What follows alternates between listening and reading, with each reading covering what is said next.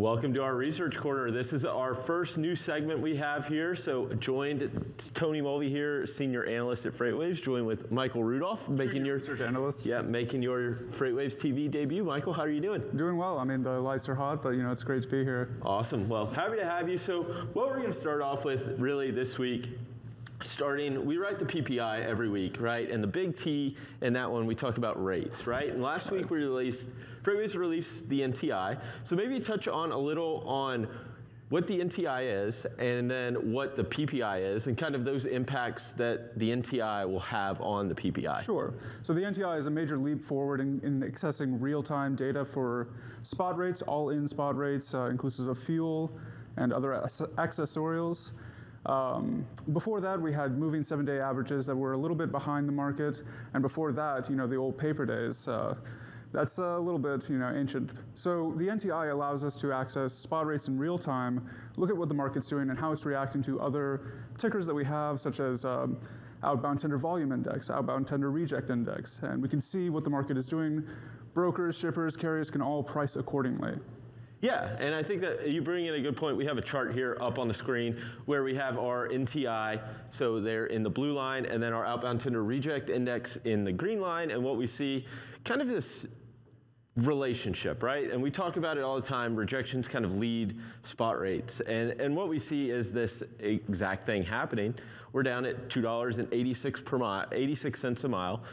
But you look back in where we were in January, I mean, we were up over that $3 a mile mark, and at these record highs, we saw rejections kind of start to turn right there in the beginning of March, really, and they've been on this decline, and they've really kind of flattened out over the past few days. Well, guess what? The NTIs followed very similar trends.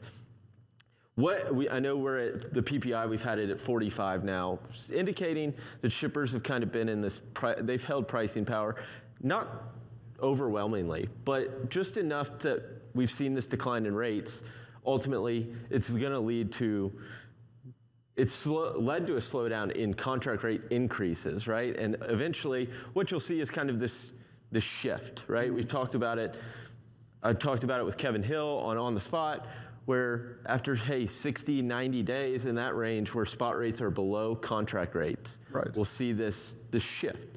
We've kind of seen that.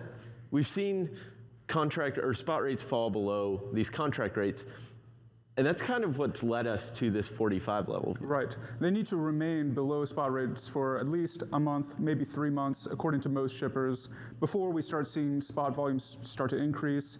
Spot rates will continue to lower. If you look at that relationship between the rejection rates and the NTI, I mean, it looks like tandem skydiving because they've just fallen off a cliff. But, yeah. And the other part of the PPI is volumes, right? We've seen this kind of shift in volumes. And remember, our outbound tender volume index does include those rejected and accepted tenders. Right. What we've seen is volumes really on the accepted side have been kind of flat for the better part of a month. Which is concerning because this is supposed to be the run-up to a really big shopping season in May. Then we get June and July. Produce is flying, retail should be flying, but Yeah, and that creates this perfect segue, right, into Container Atlas, the other release from last week, kind of bringing that ocean intelligence to the forefront. And it really gives us some granularity, right, to the port-to-port level. But really, what we're going to highlight here is the port-to-country level, right? So we've talked about the Shanghai lockdown.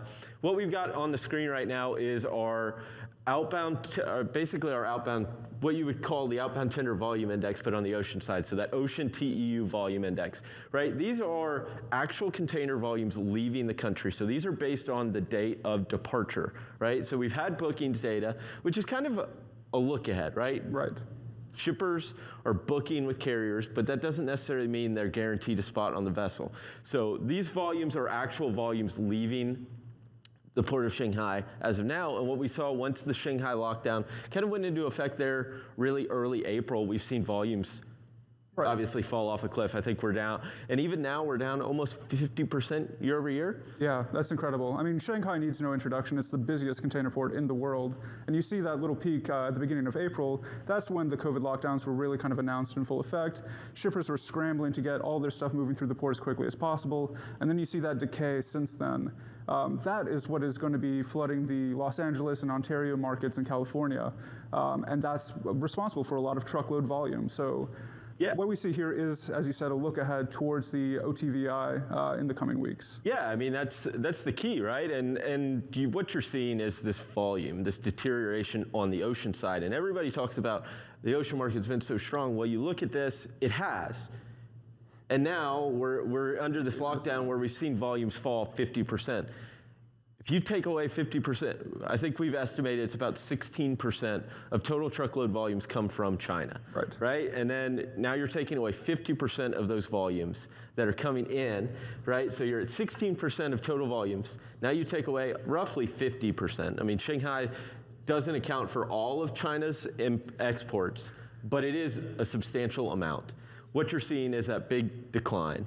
And this is not even to discuss the rippling effects that it has. I mean, we're talking about goods coming from Shanghai are responsible for roughly 16% of truckload volumes, but the containers are delayed in Shanghai. Those containers go to all kinds of ports and eventually, to America. So we just don't have empty containers available. It's a global rippling effect on the supply chain. Yeah, and obviously this is the upstream effects of what's going to happen with the truckload market, which is obviously very downstream from what's happening in the ocean market. But really, you look at that ocean volumes chart, and it does look like we have a rough summer coming ahead in terms of truckload volumes. So, Michael, thank you so much for joining me on this Research Corner, and we will be back. We're going to take a short break, but we'll be back with more Freight Waves Now.